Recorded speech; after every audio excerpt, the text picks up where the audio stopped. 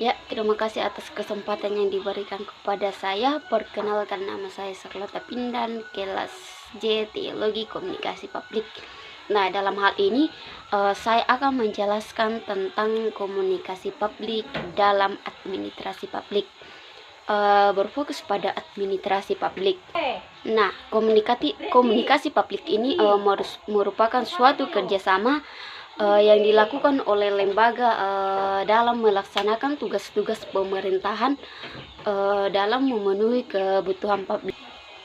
Makna dari administrasi publik ini yakni yang pertama, administrasi of public atau administrasi dari negara. Dalam hal ini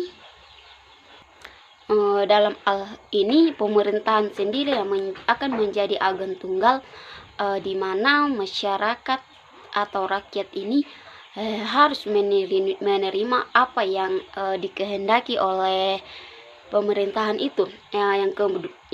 Yang kedua, administrasi for public atau administrasi untuk negara. Dalam hal ini pemerintah memberikan pelayanan untuk kebutuhan masyarakat, misalnya Raskin, BLT dan PHK. Kemudian administrasi by public atau administrasi oleh publik. Dalam hal ini pemerintah memberikan keluasan kepada masyarakat agar masyarakat itu sendiri tidak sepenuhnya bergantung pada pemerintahan. Misalnya masyarakat diberikan kebebasan untuk berkreativitas. Dalam administrasi publik ini tentunya ada fungsi, yakni yang pertama fungsi tradisional, yang kedua fungsi pembangunan bangsa, kemudian yang ketiga kesejahteraan sosial, dan yang keempat fungsi hak asasi manusia. Kemudian administrasi publik ini mempunyai fungsi, yakni yang pertama fungsi tradisional, pengembangan bangsa, kesejahteraan sosial, dan hak asasi manusia. Yang pertama kita akan membahas mengenai fungsi tradisional. Fungsi tradisional, apa sih fungsi tradisional itu? Yakni fungsi tradisional ini merupakan fungsi ketertiban dalam negeri, ketertiban dalam negeri, pertahanan, keluasan kepada masyarakat agar masyarakat itu sendiri tidak sepenuhnya bergantung pada pemerintahan. Misalnya masyarakat diberikan kebebasan untuk berkreativitas.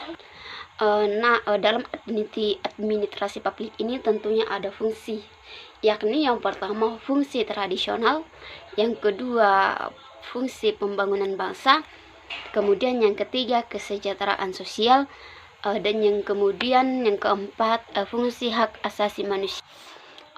Kemudian administrasi publik ini mempunyai fungsi, yakni yang pertama fungsi tradisional, pengembangan bangsa, kesejahteraan sosial, dan hak asasi manusia. Yang pertama kita akan membahas mengenai fungsi tradisional. Fungsi tradisional, apa sih fungsi tradisional itu? Yakni fungsi tradisional ini merupakan fungsi ketertiban dalam negeri, ketertiban dalam negeri, pertahanan, dan keamanan pekerjaan umum. Misalnya perpajakan dan kesejahteraan. Kemudian yang kedua yaitu fungsi pembangunan bangsa. Dalam hal ini fungsi ini merupakan suatu fungsi di mana fungsi ini bertujuan untuk menumbuhkan rasa cinta tanah air dan bangsa di tengah-tengah masyarakat. Kemudian yang ketiga fungsi kesejahteraan umum. Dalam hal ini pemerintah itu sendiri memberikan pelayanan kepada masyarakat seperti pelayanan kesehatan, kesejahteraan sosial, misalnya juga KIS. Kemudian fungsi yang keempat yaitu hak asasi manusia. dalam hari ini pemerintah juga berperan untuk melindungi hak-hak masyarakat itu sendiri.